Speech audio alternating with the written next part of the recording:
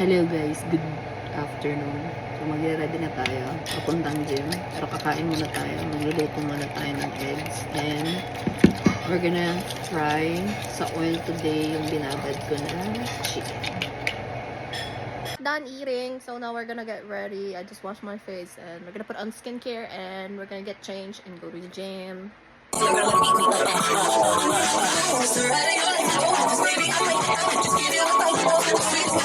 Yeah, we are dressed and we are on the way to the gym. Ay, talaga makisama ng bangs ko today. So, hindi na siya. Maliligo naman ako after ko nag-gym. So, maayos siguro yan mamaya. But let's go! Day 3 at the gym. Yo! Nasa gym na tayo. And now we're gonna start our first workout. Kasi tayo mag-stretching. We're gonna go first with a hip thrust. So, this used to be one of the exercises that I really hate.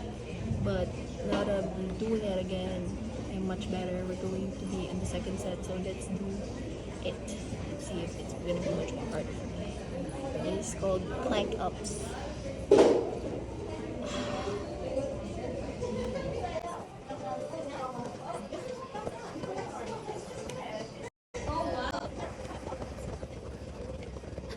Seems like we made it. Now to the next set. So tayo sa gym and I'm so proud of myself kasi I finally meditated like 9 minutes and like 35 seconds and that was a really good meditation round. So uwi na tayo kasi sa tayo to go home.